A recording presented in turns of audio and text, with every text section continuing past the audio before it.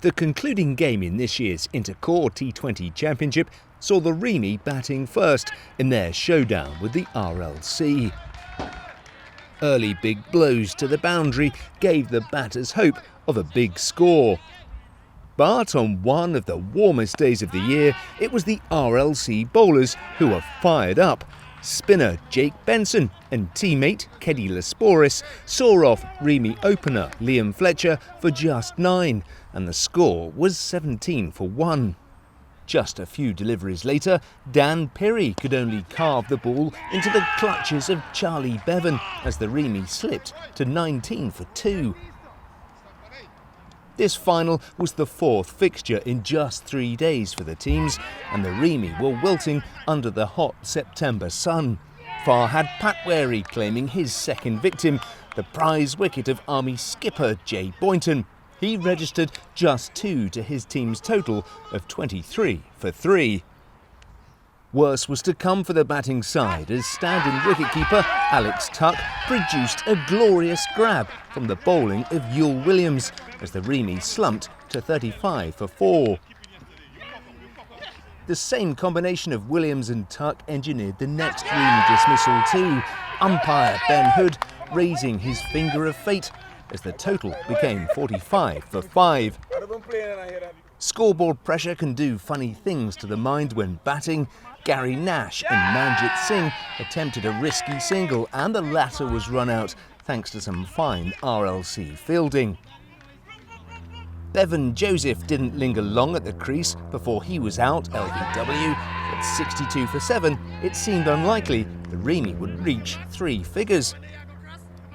But a resolute rearguard action from the batting side added valuable runs to the score. Gary Nash and Kerry Powell went on the attack, and for the first time it was the RLC under pressure.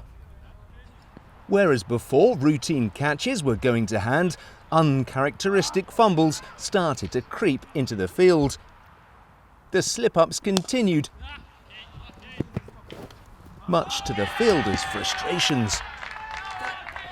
Eventually Powell holed out as RLC captain Bevan clung on, his exasperation at his side letting their rivals back into the contest obvious.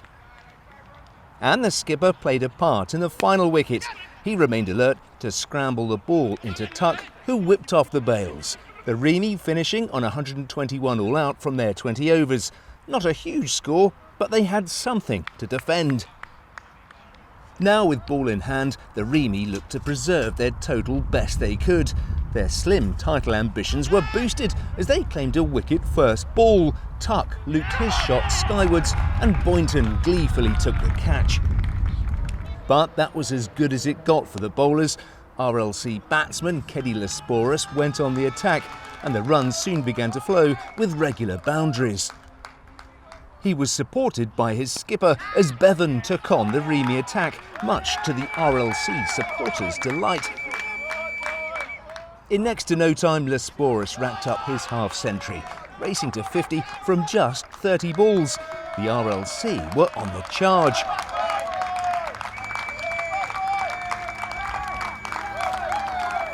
Eager to finish the job, the St Lucia international continued to club his side closer to victory.